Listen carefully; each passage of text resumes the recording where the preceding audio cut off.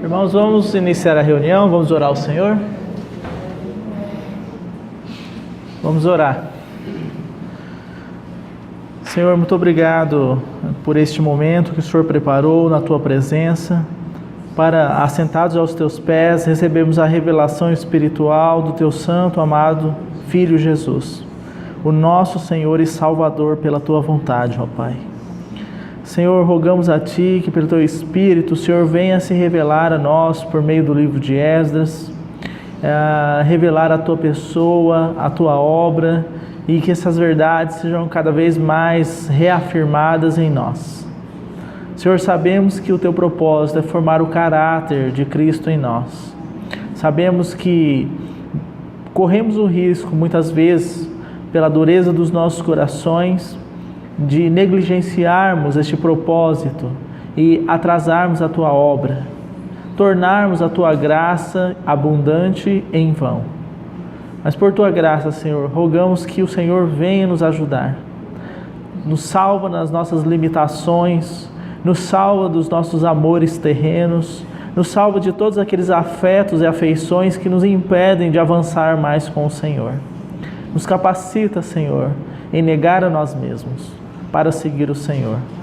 Fala pela Tua palavra, a igreja é Tua, esta reunião é Tua, Senhor, e que não seja apenas de lábios esta confissão, mas uma confissão proveniente de espíritos quebrantados na Tua presença, de corações contritos, que estão convencidos de que nada são e de que o Senhor é tudo em todos.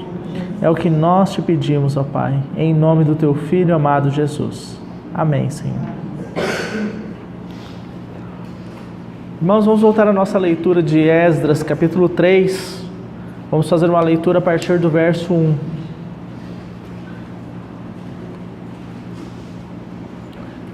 Esdras, capítulo 3, verso 1.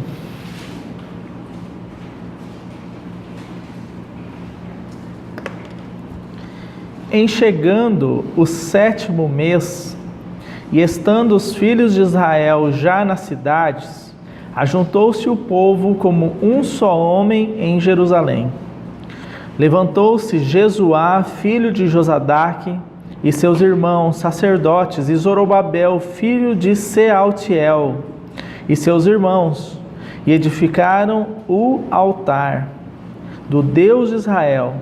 Sobre ele ofereceram holocaustos, como está escrito na lei de Moisés, homem de Deus. Firmaram o altar sobre as suas bases, e ainda que estavam sob o terror dos povos de outras terras, ofereceram sobre ele holocaustos ao Senhor de manhã e à tarde. Celebraram a festa dos tabernáculos, como está escrito, e ofereceram holocaustos diários segundo o número ordenado para cada dia. E depois disto, o holocausto contínuo e os sacrifícios das festas da lua nova e de todas as festas fixas do Senhor, como também o dos que traziam ofertas voluntárias ao Senhor. Desde o primeiro dia do 7º mês, começaram a oferecer holocaustos ao Senhor, porém ainda não estavam postos os fundamentos do templo do Senhor. Irmãos, então aqui nós paramos neste ponto na última reunião, quando na última reunião o foco dado pelo Espírito foi o capítulo 3, né? O verso 2 e o verso 3. Que vimos então a importância nesse processo de edificação da casa de Deus, de que a obra e a pessoa de Cristo ocupem numa posição central. É interessante que o verso 3, ele faz uma observação de que eles firmaram o altar sobre as suas bases. E nós vimos aquelas bases em que o caminhar da igreja está firmado lá em Atos capítulo 2, né, da multidão dos que creram, né, aqueles convertidos, eles então perseveravam na doutrina e comunhão dos apóstolos, no partir do pão e nas orações. São 4 pernas de uma mesa, são 4 bases que dão uma sustentação adequada para a experiência do corpo, né? E o desenvolvimento da vida espiritual. Então, esse foi o nosso foco na última reunião. Percebam os irmãos que é dito que ainda que eles estivessem sob o terror dos inimigos, eles então se preocuparam, ao invés de construírem muros e fortalezas, eles se preocuparam em edificar o altar, firmar o altar sobre as suas bases e iniciarem os sacrifícios segundo a prescrição da lei. Por quê?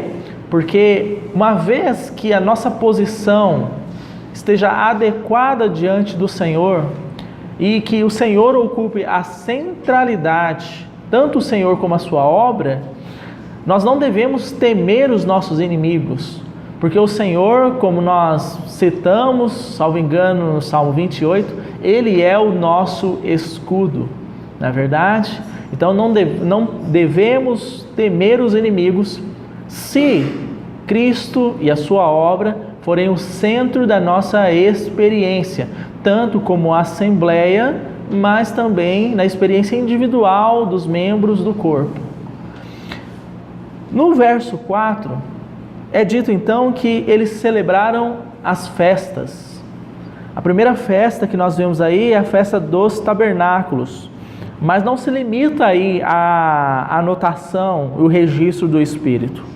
Então, o verso 4 fala da festa dos tabernáculos e o verso 5 fala das festas da lua nova e de todas as festas fixas do Senhor. Então, o nosso propósito nesta noite, irmãos, é estudarmos sobre essas festas, as festas fixas, as festas de lua nova, as festas, a festa do tabernáculo como sendo uma festa fixa, mas dentro desse foco da edificação da casa de Deus.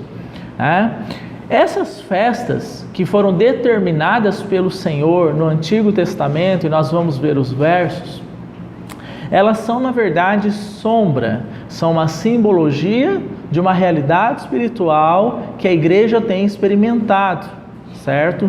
Eu acho que é importante nós lermos alguns versos sobre essa questão para ficar claro para nós. Abra sua Bíblia aí em Colossenses capítulo 2, versos 16 e 17. Eu vou pedir, o ar está muito seco e a minha voz já está começando a sumir. Então eu vou pedir aos irmãos me ajudarem na leitura, tá bom? Para a gente ver se consegue chegar até o final. Eu já tomei água, mas não está dando muito certo. Colossenses capítulo 2,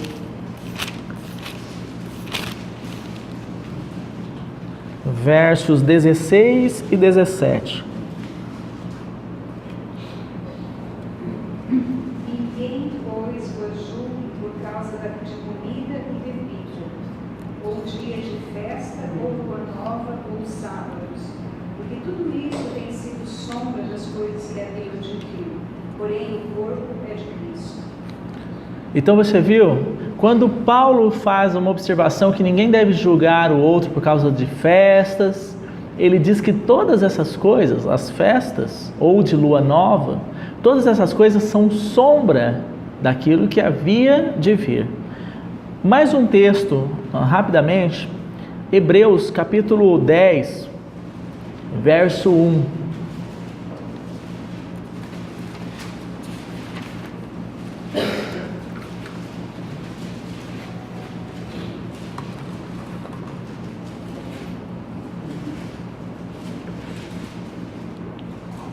Ora, visto que a lei tem a sombra dos dentes vindouros, não a imagem real das coisas, nunca jamais pode tornar perfeita as ofertas com os mesmos sacrifícios que ano após ano perpetuamente eles oferecem. Então, a lei é a sombra das coisas vindouras.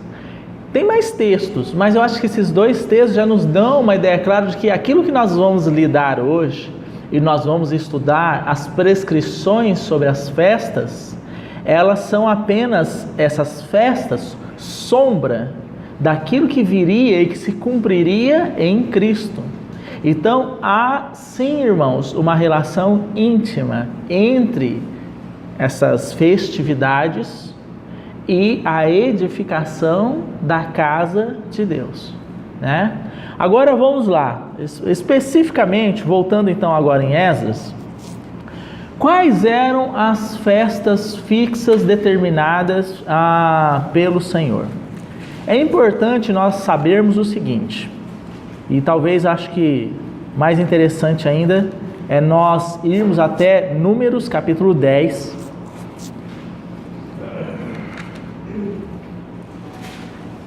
Irmãos, perdão, é Levítico 23, a partir do verso 37.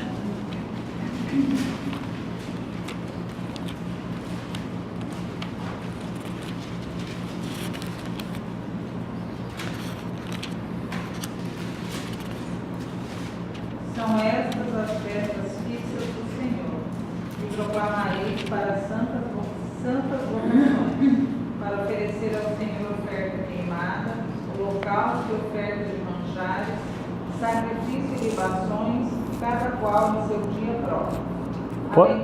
Pode continuar, irmão. Além dos sábados do Senhor e das vossas dádivas, e de todos os vossos votos, e de todas as vossas ofertas voluntárias que dareis ao Senhor. Porém, aos 15 dias do mês sétimo, quando tiverdes recolhido os produtos da terra, celebrareis a festa do Senhor por 7 dias.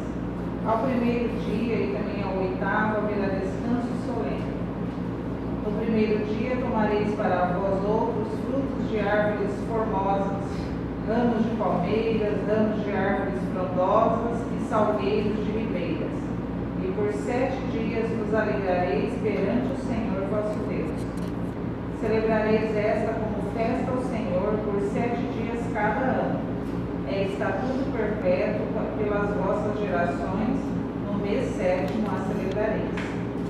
7 dias habitareis em tendas de ramos, todos os naturais de Israel habitarão em tendas, para que saibam as vossas gerações que eu fiz habitar os filhos de Israel em tendas, quando os tirei da terra do Egito. Eu sou o Senhor vosso Deus. Assim declarou Moisés as festas fixas do Senhor aos filhos de Israel. Amém. Por que nós começamos por esta festa específica?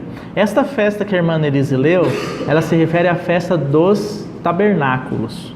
Porque, não sei se os irmãos perceberam, quando nós estávamos lendo Esdras, a primeira festa, então, a primeira celebração deles foi a festa dos tabernáculos, certo? A festa dos tabernáculos, então, havia um ritual.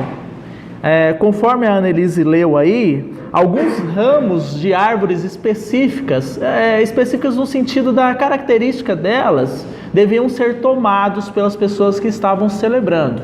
Então, no verso 40, é dito que haveria de se tomar um ramo, né, de palmeiras, certo? Ramos de árvores frondosas e salgueiros.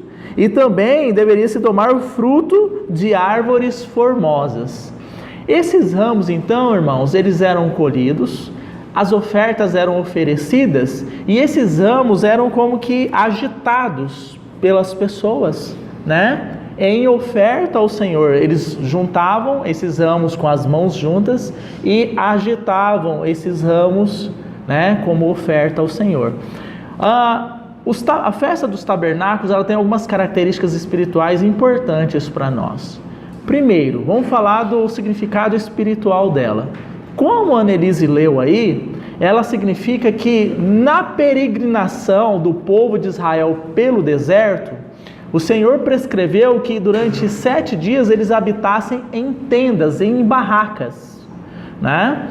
E nessas barracas eles permaneceriam, as ofertas de sacrifício seriam realizadas, mas o fato deles habitarem naquelas barracas, né, o tabernáculo é isso, o fato deles habitarem naquelas barracas significaria que Deus, em primeiro lugar, era a provisão deles, né? Eles estavam no meio do deserto, eles não tinham uma morada naquele lugar, certo? Então a habitação deles era algo provisório, certo?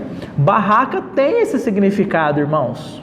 Você não pega uma barraca para você fixar sua residência nela. Quando você vai acampar, você leva a sua barraca. Quando você volta do acampamento, você traz a sua barraca. É uma moradia, digamos assim, provisória. E olha que nós precisamos entender isso, que nesse mundo, esse mundo não é a nossa morada. Esse mundo é como um deserto que nós estamos atravessando, cujo alvo é Cristo. O povo de Israel não objetivava chegar em Canaã. Canaã era a terra prometida. Quais eram as características de Canaã?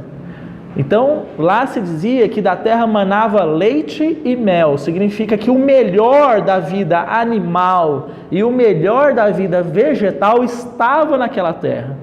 Os espias, quando eles entraram na terra para espionar, eles voltaram e atestaram que a terra era muitíssima rica, né?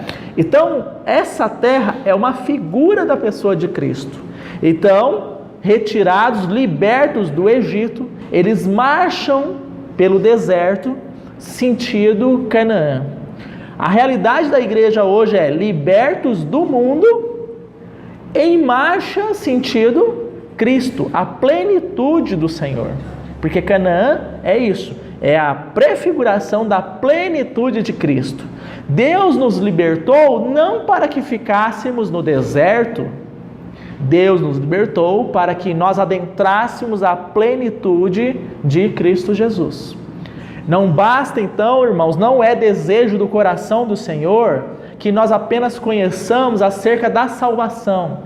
Ah, Cristo me salvou, né? Eu creio no Senhor, não vou mais para o inferno, estou contente. A cruz, como eu tenho dito, ela é um meio, é um instrumento da parte de Deus para então propiciar o quê? Que aqueles que estavam mortos nos seus delitos e pecados recebessem vida. O Senhor Jesus disse assim: é necessário que eu vá, porque se eu não for, o Pai não poderá enviar o Consolador. Então Cristo tinha que se entregar na cruz, ser morto, ressurreto, certo? Receber do Pai a promessa do Espírito e derramar esse Espírito, que tem uma incumbência: revelar a pessoa de Cristo. O próprio Senhor Jesus, no Evangelho de João, ele diz assim: este que virá, ele não falará nada de si mesmo, mas ele falará tudo aquilo que ele recebeu do Pai acerca de mim, ele vos anunciará. Então, se o Senhor não tivesse consumado essa obra, nós não poderíamos ter comunhão com Ele no Espírito. E a possibilidade, então, de que nós tivéssemos acesso à plenitude de Cristo estaria fechada, né? Se o Senhor não tivesse se entregado na cruz, sido morto, ressurreto e recebido do Pai o Espírito e derramado, nós teríamos de repente uma experiência de salvação. Em que sentido? Cristo se entregou por mim, Ele fez uma obra de justificação lá na cruz, mas faltaria outra parte. Que outra parte é essa? A vida de Cristo em nós, crescendo, Cristo infundindo o seu caráter em nós, e nós sendo transformados pela sua vida. Essa é uma parte importante do processo de salvação.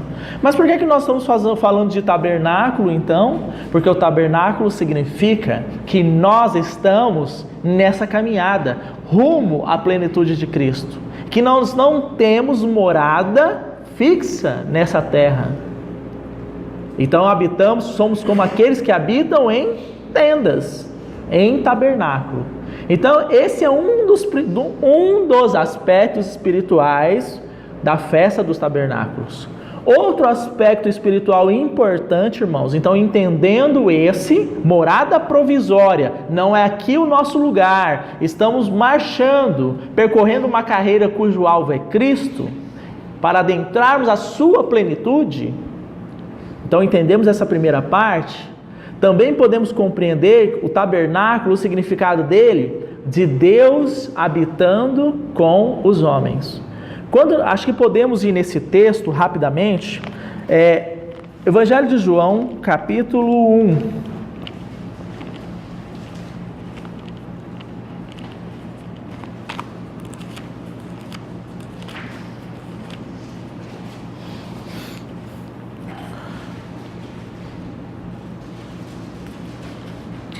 Verso 14.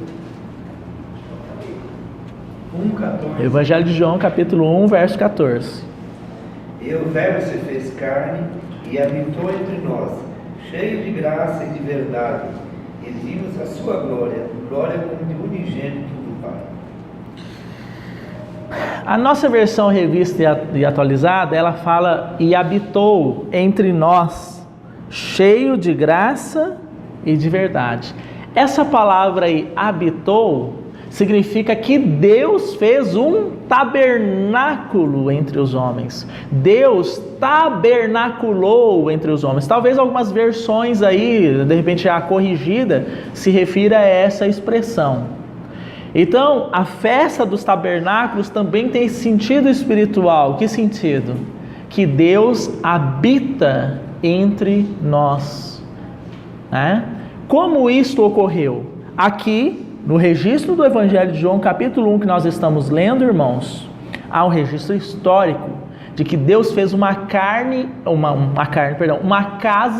em um corpo humano.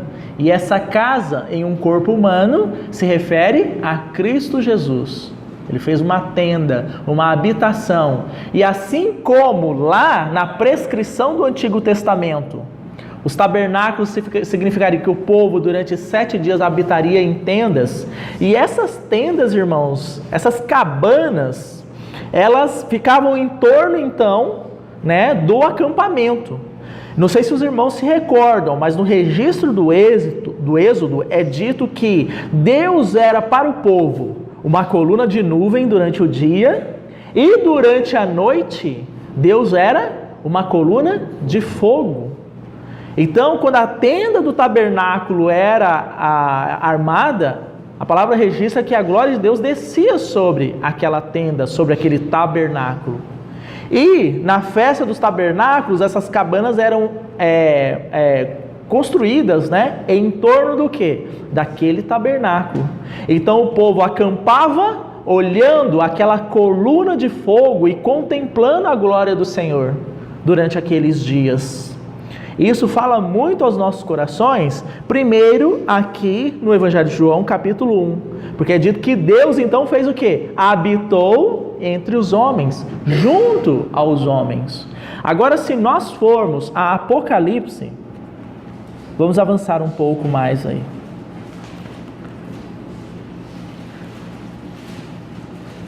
Apocalipse, capítulo 20.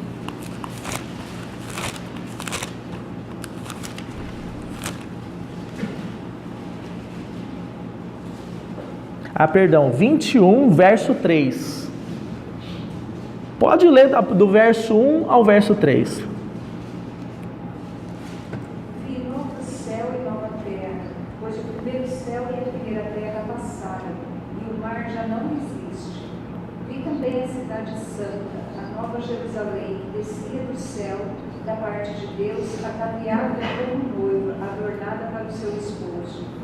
Então, ouvi grande voz vindo do trono, dizendo: Eis o tabernáculo de Deus com os homens. Deus habitará com eles. Eles serão povos de Deus, e Deus mesmo estará com eles. Então, quando a Nova Jerusalém é vista na revelação que foi dada a João, uma voz é dita sobre ela: Eis o tabernáculo de Deus com os homens. Você vê o significado espiritual também da festa dos tabernáculos? É uma um sentido de que nós somos a habitação de Deus no Espírito, porque a Nova Jerusalém é composta de todos nós que cremos no Senhor, que fomos por Ele regenerados.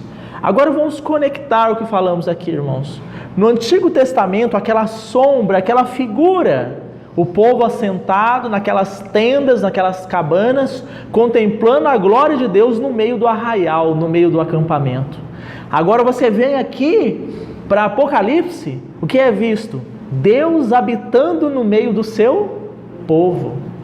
Que impressionante, irmãos.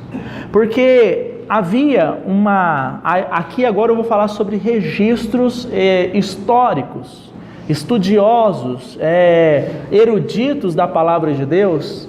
Eles descrevem o ritual que acontecia em Jerusalém ao tempo da festa dos tabernáculos. Além desse fato de todos irem habitar em cabanas, saíam de suas casas e habitavam em cabanas por 7 dias, era dito o seguinte, irmãos, na Bíblia não tem esse registro, tá? Vou deixar bem claro que são os eruditos, estudiosos da palavra de Deus, que fazendo levantamentos históricos, estudos históricos, nos descrevem esse ritual.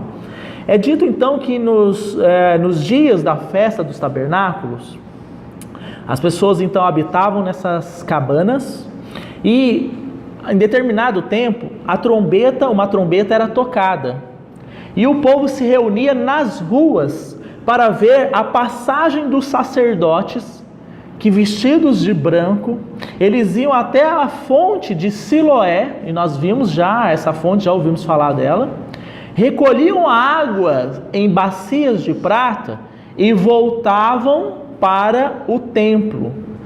Lá no templo, eles então lançavam essa água diante do altar. Isso tudo era feito mediante louvores e recitação do Salmo 113 ao Salmo 18. Então eles recitavam esses salmos 113, 114, 115 e principalmente o Salmo 118. Daqui a pouco nós vamos ler algo nesse sentido. Então eles lançavam essa água diante do altar. No 7º dia, no último dia, eles faziam todo esse processo, mas então eles davam 7 voltas no altar e lançavam essa água também sobre o altar. Agora, pensando na forma com que havia então esse ritual, trazendo para a realidade, nós vemos então que a festa dos tabernáculos, ela tem esse sentido também da lavagem de água, do derramar da água. E isso nos fala muito, porque nós podemos ir em Efésios capítulo 5 e nós vamos ver o que Deus está fazendo por meio de Cristo para a sua igreja. Vamos lá em Efésios capítulo 5 para os irmãos verem.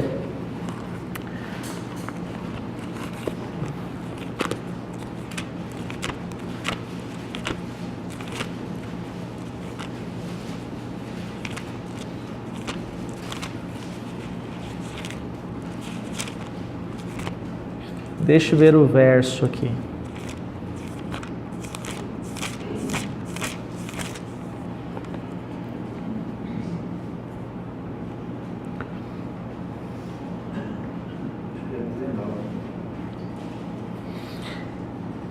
Irmãos, vamos ler a partir do verso 25.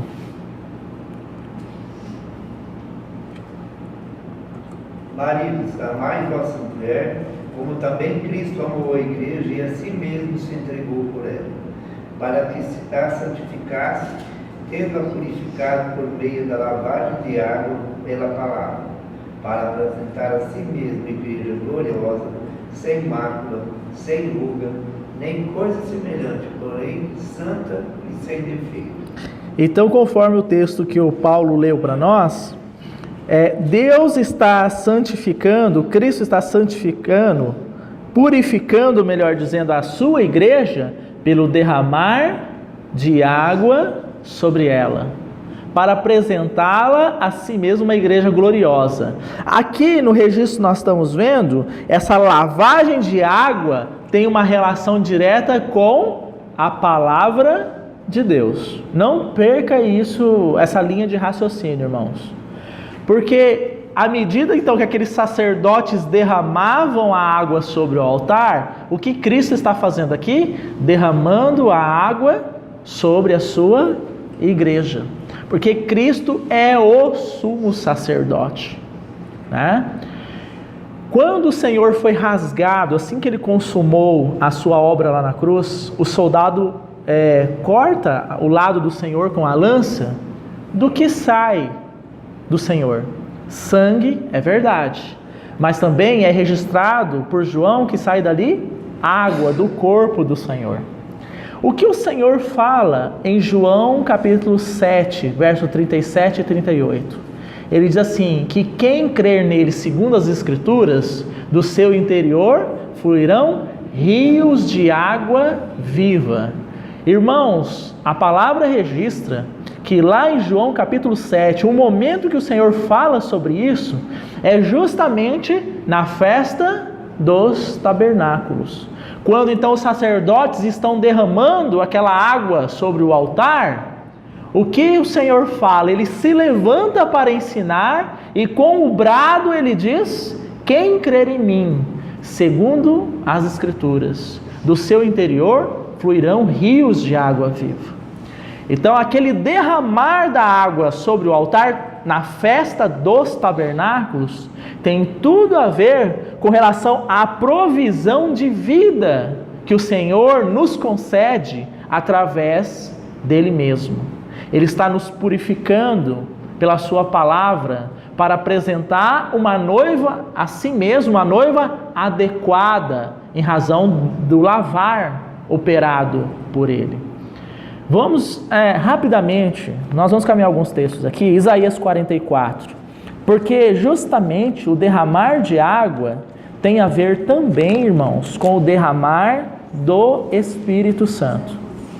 Isaías capítulo 44, verso 3.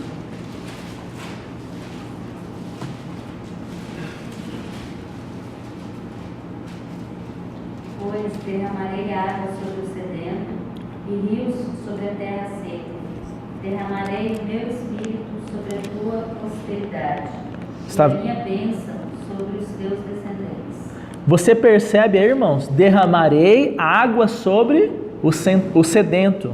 Derramarei rios sobre terra seca. Derramarei o meu espírito sobre a tua posteridade. Quem crê em mim, do seu interior fluirão rios de água viva. O que o Senhor derramou então sobre a sua igreja? O seu Espírito Santo, como uma provisão de vida para o seu corpo. Agora vamos pensar sobre o que estamos estudando em Esdras. A edificação da casa de Deus. A festa dos tabernáculos foi celebrada por eles antes que começasse a edificação.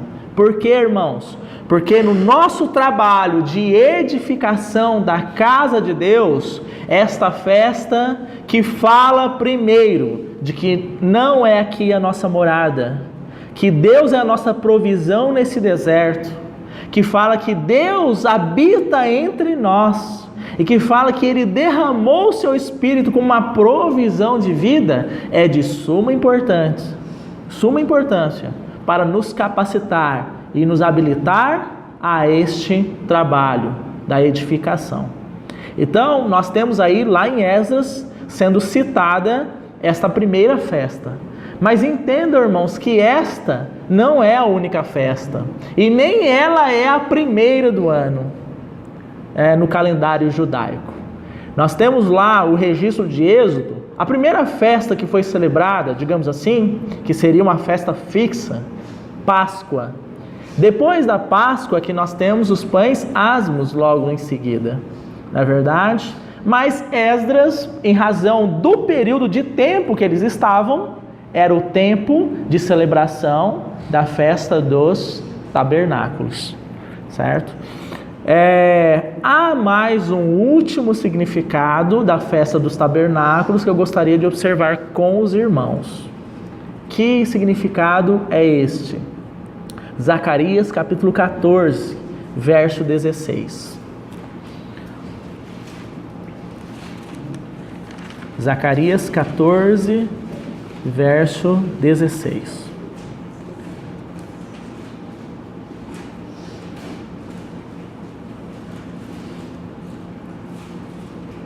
Todos os que restarem de todas as nações. Espera só um pouquinho, Paulo.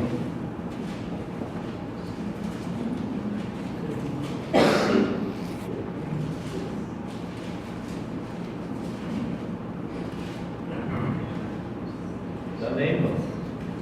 Amém. Todos os que restarem de todas as nações que vierem contra Jerusalém subirão de ano em ano para adorar o Rei, o Senhor dos Exércitos, e para celebrar a festa do tabernáculo. Então, esse texto que o Paulo leu está se referindo ao milênio. Zacarias capítulo 14 fala da volta do Senhor, fala que Jerusalém está sitiada para ser destruída, o Senhor vem, pisa os pés no Monte das Oliveiras, esse monte é fendido, e há um vale pelo qual o povo foge, e o Senhor, com seus exércitos dos santos, pelejará contra os exércitos do anticristo. Você pode estudar Zacarias capítulo 14 com Apocalipse 19. Trata do mesmo evento, a batalha do Armagedon, onde os exércitos das nações serão destruídos na volta do Senhor, né? Para que ele possa assumir o seu trono e o seu reino, que começa num período milenar, digamos assim. É uma primeira etapa, uma primeira dispensação desse reino. É um período de 1000 anos e depois a Nova Jerusalém vem e aí Deus habitará com os homens eternamente em novo céu e nova terra. Mas então é interessante que no tempo do período milenar, do reino milenar de Cristo, haverá então os sacerdotes celestiais, que são os cristãos. Se você estudar Apocalipse, vai ser dito lá que que Cristo, por meio do seu sangue, comprou para Deus um povo. E esse povo, ele está fazendo esse povo o quê? Uma nação de sacerdotes. Então a igreja é a porção sacerdotal do reino milenar de Cristo celestial. Mas aí é dito que as nações do mundo, no período do reino milenar, virão a Jerusalém para celebrar o quê? A festa dos tabernáculos. Esta festa dos tabernáculos, então, se ela estará sendo celebrada, é porque haverá uma porção sacerdotal terrena do reino milenar de Cristo, que se trata dos judeus. Entende, irmãos? Então podemos concluir que a festa dos tabernáculos, além dessas realidades que acabamos de tratar, ela também está relacionada ao período do reino milenar de Cristo. Ela é o anúncio do reino milenar de Cristo. Ela tem uma vinculação espiritual com a segunda vinda do nosso Senhor. E aí nós paramos agora e compreendemos e podemos admirar que o Senhor está dizendo: não é aqui a morada de vocês, eu habitarei com vocês, vocês serão o meu povo. E aí por fim ele fala do quê? O reino dele que será estabelecido aqui na terra. São bases da edificação da casa de Deus, certo? Agora nós temos que avançar. Tratamos então, mesmo que superficialmente, depois nós vamos voltar aqui mais algumas vezes, mas sobre a festa dos tabernáculos. Mas como eu disse, nós temos Páscoa como uma festa fixa também, determinada pelo Senhor. Nós temos pães ázimos, nós temos Pentecostes. Essas são as 3 primeiras festas. Depois nós temos tabernáculo, entende, irmãos? Então vamos estudar um pouco sobre essas festas. Antes, porém, voltemos a Esdras, tá? Vamos voltar em Esdras, porque há ainda um detalhe entre tabernáculo, que nós estudamos, e as festas fixas. Se os irmãos estão atentos aí, nós temos aí no verso 5, que é dito assim: e depois disto, o que é depois disto? A celebração da festa dos tabernáculos. Você percebe, irmãos, que está dizendo aí que eram oferecidos holocaustos diários, segundo o número ordenado para cada dia?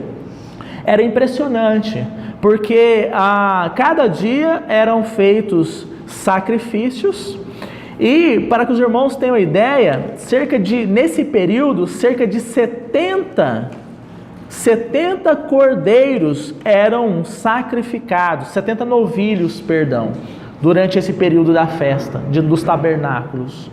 E uma interpretação dada do Talmud sobre a lei, ela faz referência a esses 70 novilhos como a representação de cada uma das nações da terra. Então, cada novilho representava uma nação da terra, 70 novilhos, né?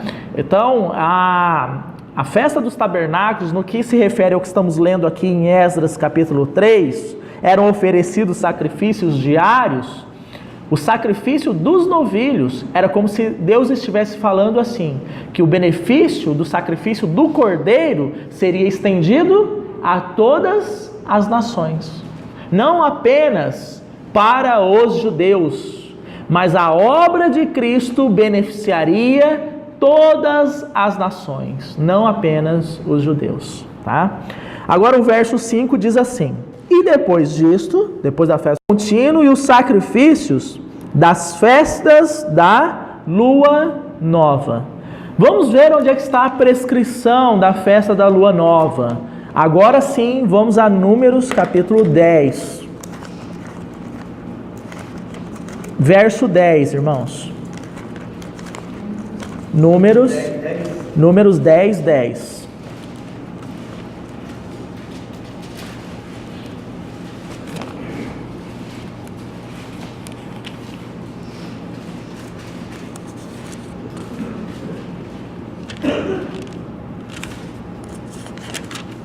Quem encontrou pode ler. Da mesma sorte, no dia da vossa alegria e nas vossas solenidades e nos princípios dos vossos meses, também tocareis as vossas trombetas sobre os vossos holocaustos e sobre os vossos sacrifícios pacíficos, e vos serão por lembrança perante o vosso Deus. Eu sou o Senhor, o vosso Deus. No dia da vossa alegria, nas vossas solenidades e nos princípios dos vossos meses. O calendário judaico, ele é baseado no calendário lunar, que marca o início do mês. Então o Senhor determinou então que mensalmente, pela prescrição da sua lei, mensalmente se celebrariam, se fariam festividades relacionados então ao que a Bíblia chama de lua nova, festa da lua nova. Todos os meses, irmãos, ela deveria acontecer. Esse é o primeiro dado que nós pegamos aqui em Números 10, verso 10. Agora, se nós formos um pouco mais adiante, Números 28,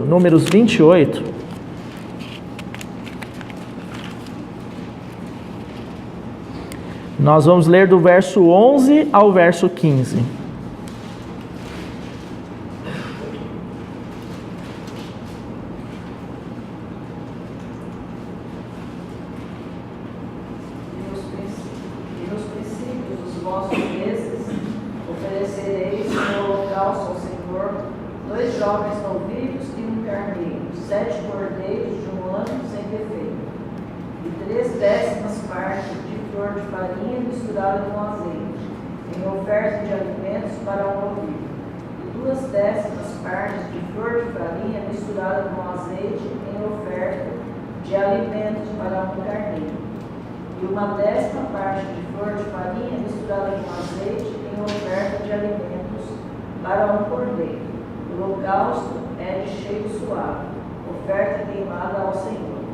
E as suas libações serão a metade de um hin de vinho para um novilho, e a terça parte de um hin para um carneiro, e a quarta parte de um hin para um cordeiro.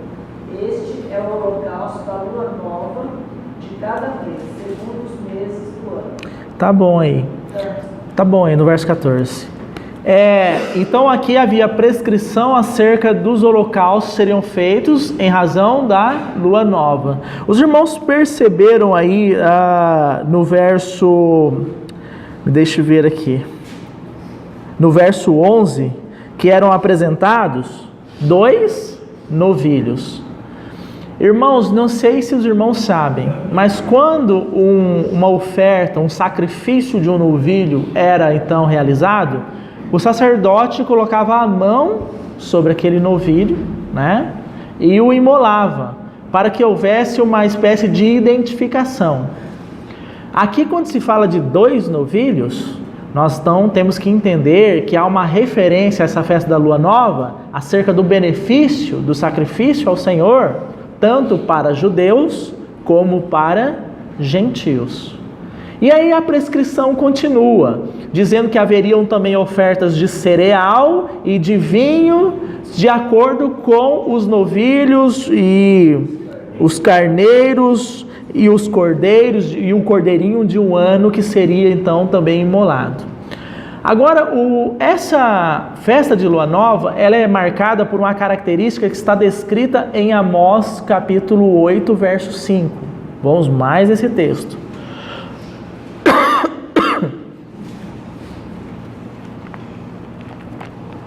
Amós capítulo 8, verso 5.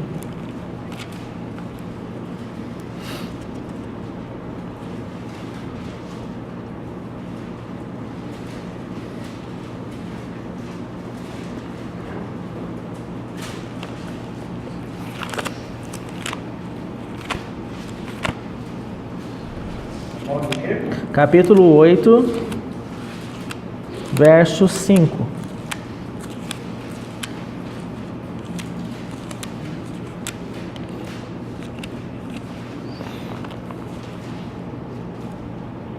Dizendo: quando passará a festa da lua nova, para vendermos os cereais e os sábados para abrirmos celeiros de trigo, diminuindo a oferta e aumentando o ciclo, e procedendo dolosamente com balanças enganadoras. O que eu quero observar com os irmãos sobre esse texto é que é interessante, porque há um questionamento assim: quando passará a festa de lua nova para que possamos vender? Não está aí na sua Bíblia desse jeito? Para vendermos os cereais. Então, significa que a festa de lua nova, dentro da prática dos judeus, é que eles se afastavam da atividade laboral deles, de comércio, para celebrar a lua nova. Então, havia uma interrupção das suas atividades rotineiras de trabalho para se dedicarem a esta festa. Isso é importante nós entendermos, porque ela significa então, a festa de lua nova, como que se os judeus se voltassem para tratar de assuntos espirituais e deixassem de lado assuntos corriqueiros de trabalho do dia a dia. Quando terminará a festa de lua nova para que possamos vender? Então significa que eles não vendiam quando no período da festa de lua nova. Abra sua Bíblia aí, mais um texto, Isaías 66, verso 23.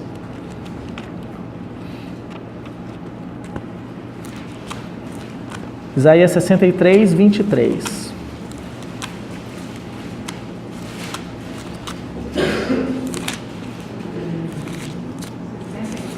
(23). 63, 23.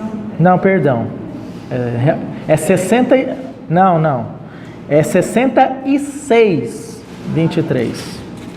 Tá certo, Anelise. Não tem mesmo. 66, 23. É o último capítulo de Isaías. Será que de uma festa da lua nova a outra, e de um sábado a outro, virá toda a carne a adorar perante mim, diz o Senhor. Então, é dito aqui que na festa de lua nova, toda a carne virá para adorar o Senhor. Isso fala de uma reunião, de uma santa convocação, de uma congregação. Então se deixava os assuntos corriqueiros do dia a dia para se tratar de assuntos espirituais no período da festa de Lua Nova. Era nesse período, inclusive, irmãos, que se visitavam os profetas, os homens de Deus. Veja aí uma anotação que eu fiz, 2 Reis, capítulo 4, verso 23.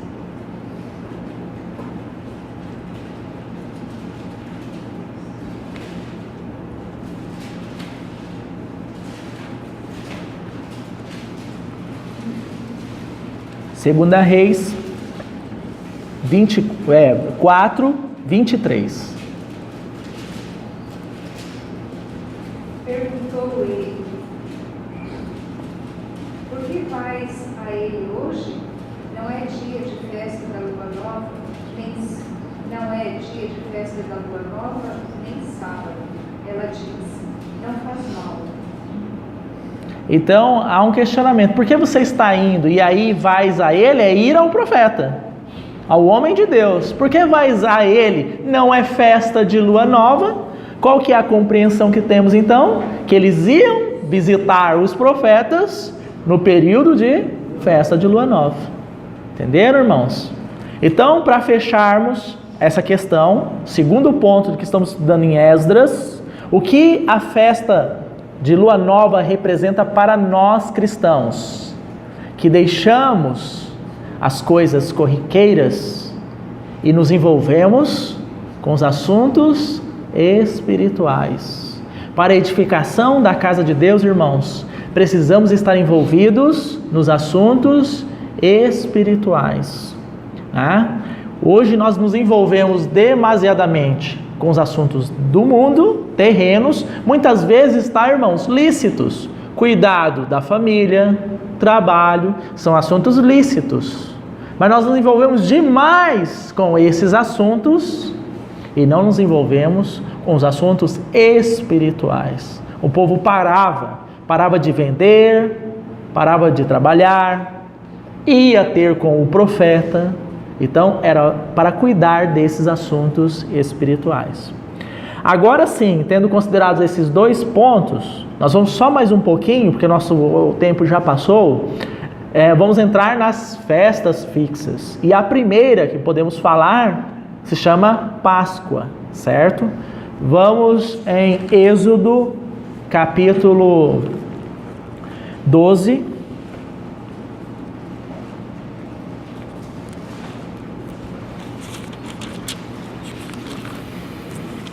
Nós vamos ler a partir do verso 12. Vamos selecionar alguns versos apenas, tá, irmãos? Êxodo 12. Porque naquela noite passaria... Calma aí, Paulinho. Êxodo 12, alguns versos. Vamos ler o verso 7. Tomarão do sangue e o porão em ambas as ombreiras e na verga da porta, nas casas em que o comerem. Verso 12. Porque naquela noite passarei pela terra do Egito e ferirei na terra do Egito todos os primogênitos, desde os homens até os animais, executarei juízo sobre todos os deuses do Egito. Verso 13. O sangue vos será por sinal nas casas em que estiver. Quando eu vir o sangue, passarei por vós, e não haverá entre vós praga destruidora, quando eu ferir a terra do Egito. Verso 15, Paulinho. 7 dias comereis pães asmos. Logo ao primeiro dia tirareis o fermento de vossas casas. Não, Paulinho, eu falei 15? Perdão, é 14, perdão. Este dia será por memorial, e o celebrarei como solenidade ao Senhor. Nas vossas gerações o celebrarei por estatuto perpétuo.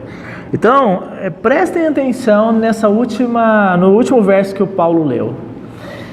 Este dia vos será por memorial, e o celebrareis como solenidade ao Senhor. Nas vossas gerações celebrareis por estatuto perpétuo.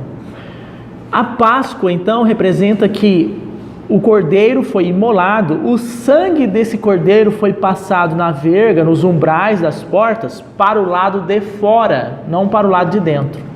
E o povo, aquelas famílias que estavam dentro da casa, comeriam desse animal.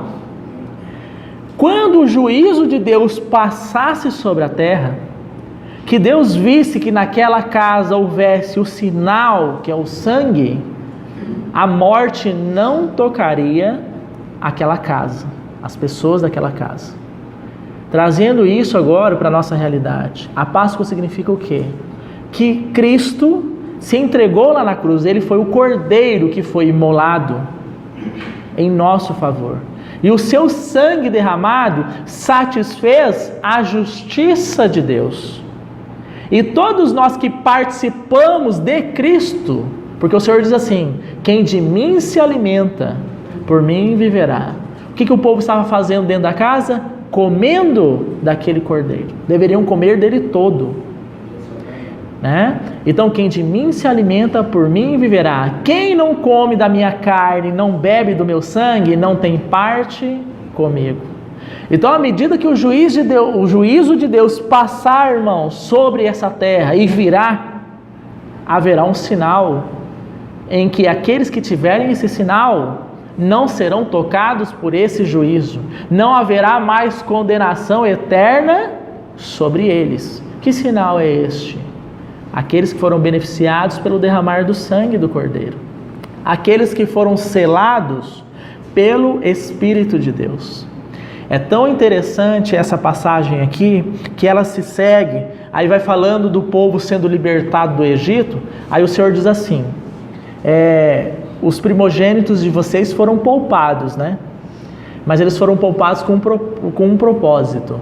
Todo primogênito pertence a mim. Vocês percebem isso?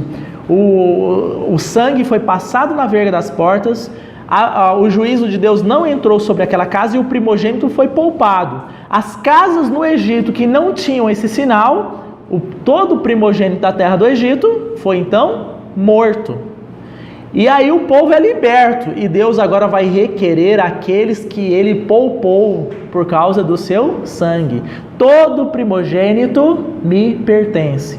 Irmãos, nós achamos que nós somos libertos por Cristo para vivermos uma vida feliz, seguirmos os nossos objetivos. Não, nós somos poupados, nós somos abençoados com o derramar do sangue dele para pertencermos a ele. Não haverá mais juízo sobre nós. Nós não teremos mais condenação eterna junto com o mundo. Mas ele requer a sua propriedade. A palavra de Deus diz que ele nos comprou pelo seu sangue, né? Pois o amor de Cristo nos constrange julgando nós isto, que se um morreu por todos, logo todos morreram, né? E esses que morreram, agora eles não vivem mais para si mesmos, mas vivem para aquele que por eles morreu e ressuscitou. Então, a base da Páscoa como sendo essa festa, que seria então celebrada por estatuto perpétuo, obviamente, Cristo cumpriu a lei. Nós não precisamos hoje fazer como algumas pessoas estão fazendo por aí, imolando o cordeiro, tentando trazer essa realidade de volta. Isso é loucura, né? Essa lei ritualística, ela foi revogada, mas ela se cumpriu em Cristo. Cristo é o nosso Cordeiro Pascal. Aliás, podemos ler esse texto, né, para encerrarmos. 1 Coríntios, capítulo 6.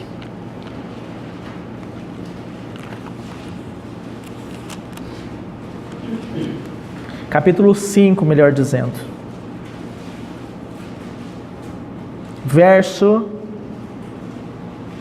7. Lançai fora o velho fermento, para que sejais nova massa, como sois de fato sem fermento. Pois também Cristo, nosso Cordeiro Pascal, foi imolado. Então vocês percebem isso, que aquele cordeirinho que foi imolado lá em Êxodo, capítulo 12, ele era uma figura, uma sombra, como nós lemos nos textos iniciais, do verdadeiro Cordeiro. Vocês se lembram o que João fala quando ele vê o Senhor Jesus? O João Batista? Eis o Cordeiro de Deus que tira o pecado do mundo. Esse é o verdadeiro Cordeiro, que nos beneficia, né, com o fato de nós não sermos mais condenados com o mundo por causa do sangue que ele derramou. Mas ele fez isso para que agora nós o sirvamos. Todo primogênito pertence a mim. Não se esqueça disso, irmãos, porque nós estamos falando do que? Edificação da casa de Deus. Ele nos comprou, ele nos habilitou. Essas realidades, conforme a festa dos tabernáculos, estão presentes em nós. Nós pertencemos a Ele para servi-lo eternamente. Vamos parar por aqui hoje. Na próxima reunião, se o Senhor permitir, continuamos tratando sobre esses temas. É muito importante nós acompanharmos todas essas festas e vermos a realidade delas. Irmãos, não sei se vocês sabem, mas essas festas estavam vinculadas à colheita.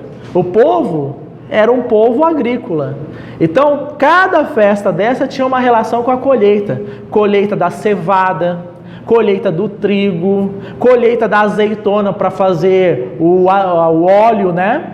Então, todas as festas que o Senhor colocou, Ele prescreveu, tem relação com colheitas.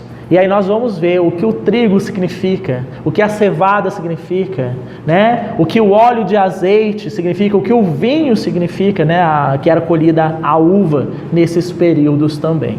Então há muita coisa, a palavra do Senhor é rica, nós não queremos ir muito rápido, mas há muita coisa ainda para nós tratarmos sobre essas festas. Amém? Vamos então orar ao Senhor nesse momento, agradecendo ao Pai pela palavra. E há um pedido de oração aqui pela Maria Neide, que é a sogra da Diele. Ela está em Porto Velho, ela sofreu um AVC e está lá para tratamento médico. A Diele foi acompanhar, né? A Diele e o seu esposo foram acompanhar então a sua sogra a Porto Velho. Então estejamos orando nesse momento também, colocando em nossas orações a dona Maria Neide. Amém? Tem mais algum pedido de oração, irmãos? Ele está pedindo oração pelo filho, pela vida do filho, que o Senhor esteja tratando da vida dele. Amém. A nossa irmã Elza também foi fazer um exame hoje, né? Ela fez ontem, Mas- ela foi ontem para Porto Velho.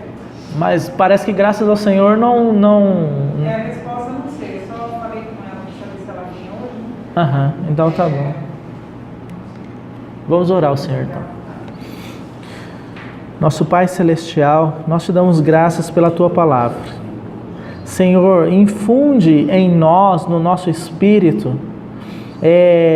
a riqueza espiritual desse estudo da Tua Palavra mesmo, com respeito à realidade dessas festas.